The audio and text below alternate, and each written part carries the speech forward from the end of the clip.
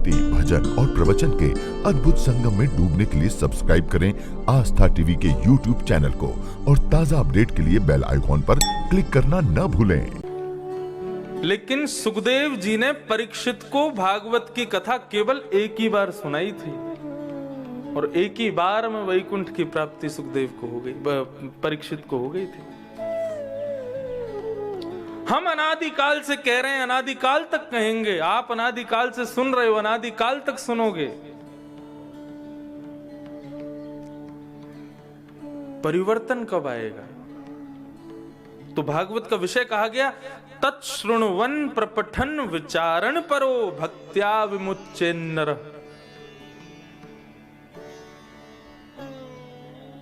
श्रोता केवल सुनने तक भागवत को सीमित रखेगा, सत्संग को केवल सुनने तक सीमित रखेगा तो उसके जीवन में बदलाव नहीं आएगा। एक वैद्य मरीज को कहे कि भाई तुम्हारे भीतर जो है ये रोग डायग्नोज हुआ है, अब तुम मीठा मत खाना, चावल मत खाना, दही मत खाना, ठंडा पानी मत पीना, ये परहेज करना, ये परहेज करना। अब उसको दुनिया भर के परहेज बता दे, अब मरीज कहे हाँ जी जी जी जो भी आपने कहा मैं सब करूंगा। अब केवल वो वैद्य की बात सुनकर के चला जाए और मन में विचार करे वैद्य ने तो देख ही लिया है, मुझे सुनाई दी है बात, अब मैं ठीक तो हो ही जाऊंगा, तो वो हो पाएगा क्या? वैद्य की जितनी बात सुनकर के आया है, जब तक उसको वो अपने जीवन में लाएगा नहीं तब तक उसके रोग दूर नहीं होंगे। तो इसको एक प्रकार से चिकित्सालय ही समझना। ध्यान से सुनो, ये हॉस्पिटल बनाया है, यहां पे डॉक्टर नहीं, यहां पे व्यास हैं, वो व्यास ही डॉक्टर है। और आप सब कौन हो? ये सब मरीज। बीमार तो बहुत डोल रहे हैं बाहर, लेकिन अंदर नहीं आना चाहते। मरीज कभी अस्पताल जाना चाहता है? कभी नहीं चाहता।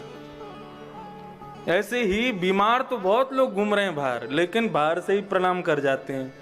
बोले अंदर जाएंगे, सुनना पड़ेगा और सुनने के बाद में फिर बदलाव करना पड़ेगा। इतने आलसी हम बदलाव करेंगे?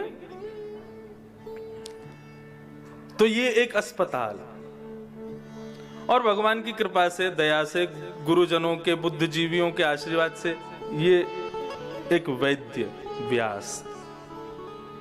आप सब लोग भवाटवी के भवसागर के मरीज मैं भी हूं, लेकिन इसके नीचे मरीज हूं। यहां बैठने के बाद मैं मरीज नहीं हूं,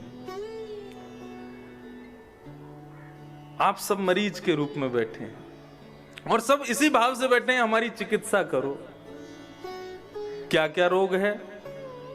कोई तन दुखी, कोई मन दुखी, कोई धन बिन रहत उदास, थोड़े थोड़े सब दुखी, सुखी यहां पर केवल राम का दास। सब दुखी हैं, सबके दुख ही उनके कष्ट हैं, उनकी चिकित्सा करो।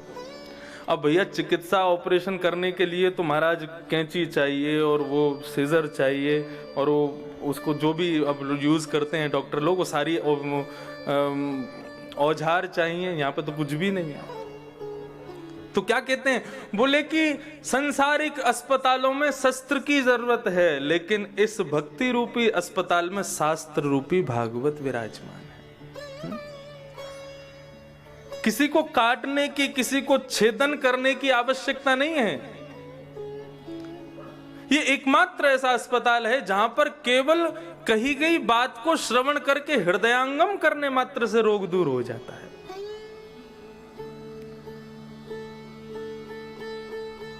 डॉक्टर भगवान का रूप, क्यों? दवाई देता है, वो जानता है, नब्ज पकड़ के पहचान जाता है क्या रोग है। वैद्य उससे भी बढ़िया होता है, क्यों? क्योंकि वो अंग्रेजी दवाई नहीं देता, उसकी दवाइयों में साइड इफेक्ट नहीं होता, उसकी दवाइयां जो होती हैं वो घरेलू उपचारों से ठीक कर देता है, वो डॉक्टर से भी श्रेष्ठ माना जाता है। लेकिन हमारे समाज में उससे भी ज्यादा श्रेष्ठ कौन? बोले जो केवल राख दे दे, भभूति दे दे और भभूति से ही सारे रोग दूर हो जाएं, वो उससे भी श्रेष्ठ है। लेकिन विचार करो, यहाँ पर ना तो औषधि है, ना ही यहाँ पर कोई दवाई है, मेडिकल है, यहाँ पर ना ही कोई आपके लिए विभूति है, यहाँ पर तो केवल वाणी है। वाणी मात्र मनुष्य के जीवन को बदल देता है।